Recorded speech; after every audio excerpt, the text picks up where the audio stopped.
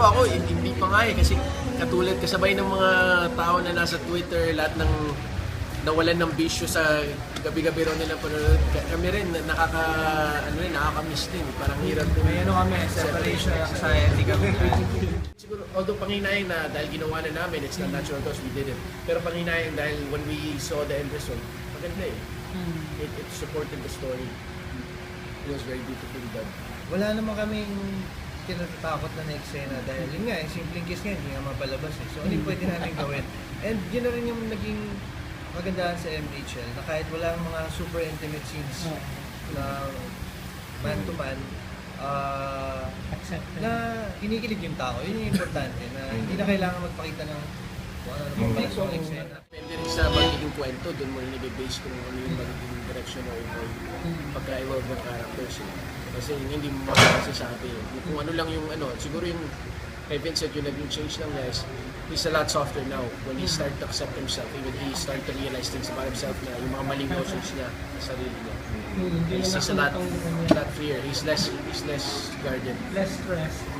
But siguro depende kung anong magiging kung book 2 siya, magiging interesting yan dahil makikita natin kung anong mangyayari kay Vincent at kay Eric pagkatapos nila ipagtaguyod yung pagmamahalan nila. Flashback.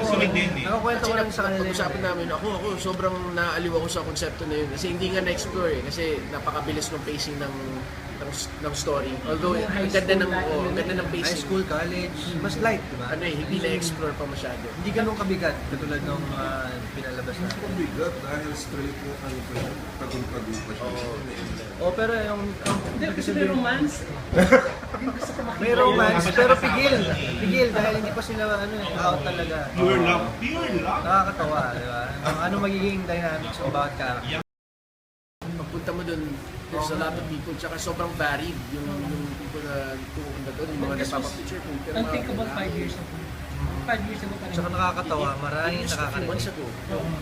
Ilang buwan pa lang before, di ba nung bago tayo Mary, kinakabahan tayo kung tatanggapin. Tapos ngayon may album na. So really, hindi na expect. Pero at least we're happy na, I think we're the first Kakaiba to. male love team na nagkaroon. Ibang klase. Kahit kami minsan, parang binihiro pa namin yung idea nung dati. Parang seryoso ba kayo dyan? So happy, Thankful at grateful. Mas na-appreciate namin talaga lahat ng mga blessings at mga lalo na after MHL. Talagang grabe yung nagawa niya sa buhay namin, sa mga careers namin. Sabi mo, it's life-changing. Super, sobrang unexpected din sa akin. Hindi ko na in-expect. I was okay na with, akala ko kung doon na lang yung pwede ako. I was okay as long as I would get to try different roles, get to work pa rin. Yun na lang yung naging goal ko.